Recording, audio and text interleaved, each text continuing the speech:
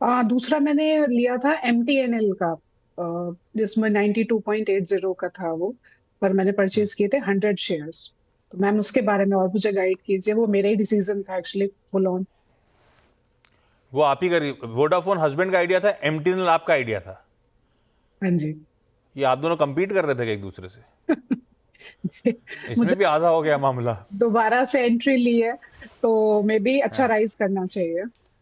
पर ये एमटीएनएल क्यों लिया? वोडाफोन आइडिया तो चलो उस टाइम पे गर्म था, एमटीएनएल में कोई रीजन था क्या लेने का, या सोचा ले ही लेती हूँ, जब एक टेलीकॉम लिया तो दूसरे में भी देखा जाएगा, ऐसा था क्या? हाँ, मेनली मुझे लगा था कि ये अच्छा करेगा क्योंकि गवर्नमेंट बेस है, तो मुझे उम्मीद इससे ज्यादा थी, तो मुझे लगा ये, इसलिए मैंने कहा सर लिया जाए, ट्राई करते हैं। अब गवर्नमेंट से उम्मीद खत्म हो गई आपकी क्या? नहीं, खत्म तो नहीं हो, देखती हूँ कितने दिनों तक होल्ड कर सकती हूँ। नहीं, इसमें कुछ है नहीं फंडामेंटली, टेक्निकली जो कुछ है जान लेते हैं। हम्म। कविता मैम, माल आधा हो गया है भाई, क्या करा जाए? या सो पहली बात तो, एक ही सेक्टर में जब आइडिया ले रखा था तो एमटीएनएल नहीं लेना चाहिए था। हाँ। दैट टू एक ऑलरेडी लॉस और फंडामेंटली नॉट स्ट्रॉन्ग काउंटर था हमारी बास्केट में। तो ये एक बड़ी गलती थी। पर कोशिश कीजिए कि अलग सेक्टर से और डाइवर्सिफिकेशन पर आप फोकस करें आगे।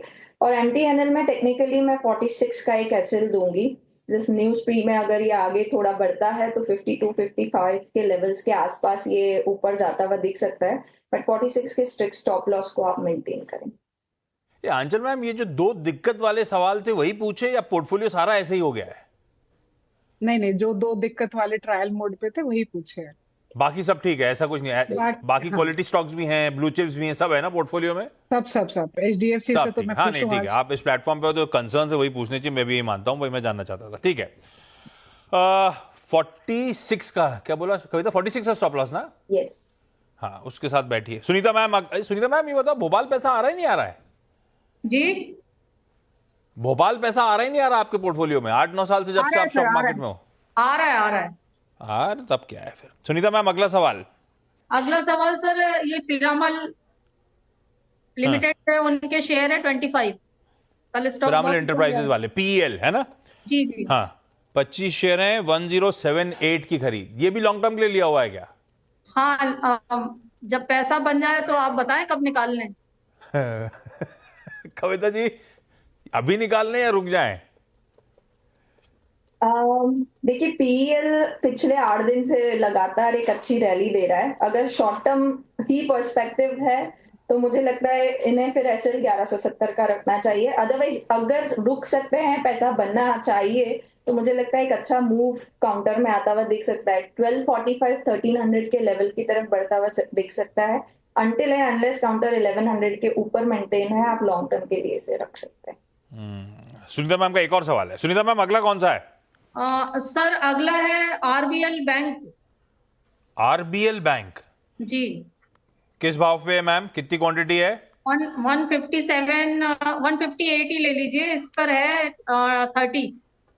इसी भाव हाल फिलहाल खरीदा, आज ही कल खरीदा क्या? नहीं सर, इसको खरीद के हो गया करीब 15-20 दिन। और ये लंबी अवधि वाला, ये ट्रेडिंग वाला है? जी जी, लंबी अवधि। अच्छा, पिरामल, टाटा स्टील और आरबीएल सब लंबी अवधि के लिए है। आरबीएल बैंक कैसा कविता जी, खरीद भाव पे ही खड़ा हुआ है?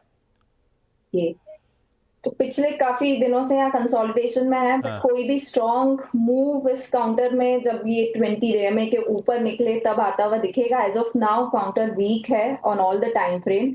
मुझे लगता है 165 के ऊपर निकलेगा तब इस काउंटर में कुछ अच्छे मूव बनते हुए दिख सकते हैं। पॉजिटिव डाइवर्जेंस इस काउंटर में दिख रहा है जो मुझे होप दे रहा है कि ये काउंटर 165 के ऊपर निकल सकता है। तो अभी आपकी एग्जिस्टिंग जो पोजीशन है आप उस पर स्टॉप लॉस मेंटेन करें। 150 का स्टॉप लॉस मेंटेन करके होल्ड कीजिए। पॉजिटिव डाइवर्जेंस मतलब अलग चल रहा है तेजी की तरफ? एवरेजेस जब अपवर्ड स्लोप करते हैं तो हाँ। वहां एक इंडिकेशन होता है कि प्राइस स्टार्ट पे भी एवरेज जो है वो क्रॉस होता हुआ दिखेगा, जो कि अभी रेजिस्टेंस का काम कर रहा है। सो इन दैट होप मुझे लगता है अभी होल्ड करना चाहिए ना 150 की स्टॉप लॉस के साथ। मतलब जो भी है तेजी का सिग्नल मिल रहा है अपने को, ऐसा समझ में आया सुनीता मैम। आप तो रख लो इसको, होल्ड करो 150 के स्टॉप के साथ।